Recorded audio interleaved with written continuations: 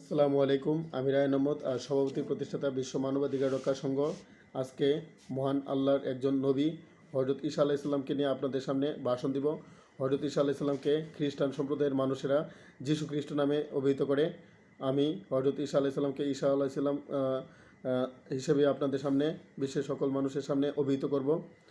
হজরত ঈসা আলাইসাল্লাম মানুষের মুক্তির পয়গাম নিয়ে মহান আল্লাহর পক্ষ হতে যেসব নবী রাসুল আগমন করেছেন, হজরত ঈসা আলাইসাল্লাম তাদের অন্যতম। ফিলিস্তিনের বাইতলাহম বা বেতেলহাম নামক গ্রামে তিনি জন্মগ্রহণ করেন। তার মাতার নাম মারিয়াম বিনতে হান্না বিনতে ফাকুস। হজরত ঈসা আলাইসাল্লাম আল্লাহর হুকুমে পিতা ছাড়াই জন্মগ্রহণ করেন। তার জন্ম সাল হতে খ্রিস্টাব্দ গণনা করা হয়। পবিত্র কোরআনে তাকে মাসি ইবনু মারিয়াম, কালিমাতুল্লাহ ও রুহুল্লাহ ইত্যাদি ভিন্ন ভিন্ন নামে অভিহিত করা হয়েছে। তার উপর আসমানি কিতাব ইনজিল কিতাব নাজিল হয়েছে।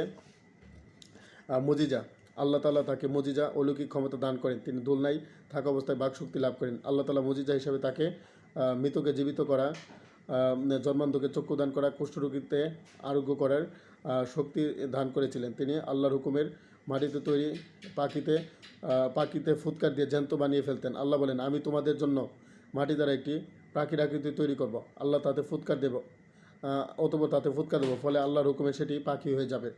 আমি জন্মান্ধ ও কুষ্ঠ বেদিগ্রস্তকে নিরাময় করব এবং আল্লাহর হুকুমে মৃতকে জীবিত করব। সূরা আলী ইমরান আয়াত 49। হত্যার ষড়যন্ত্র।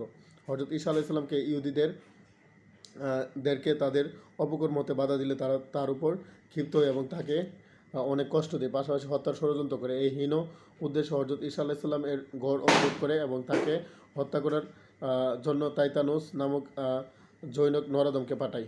কিন্তু মহান আল্লাহ হজরত ঈসা আলাইসাল্লামকে জীবিত অবস্থায় আসমানে তুলে নেন আর তাইতালুস নামক ওই ব্যক্তিকে হজরত ঈসা আলাইসাল্লামের আকৃতি দান করেন। সে হজরত ঈসা আলাইসাল্লামকে কিছু করতে না পেরে বাইরে চলে আসে। অপেক্ষমান লোকজন তাকে হজরত ঈসা আলাইসাল্লামের মনে করে পাকড়াও করে, অতঃপর সবাই মিলে তাকে ক্রুশবিদ্ধ করে হত্যা করে। এমন আল্লাহ বলেন, তারা তাকে ঈসা আলাইসাল্লামকে হত্যা করেনি, ক্রুশবিদ্ধ করেনি, বরং তারা এরূপ ভ্রান্তিতে পতিত হয়েছিল যাতে তারা মতবিরোধ করেছিল। নিশ্চয়ই এ সম্বন্ধে সংশয়মুক্ত ছিল।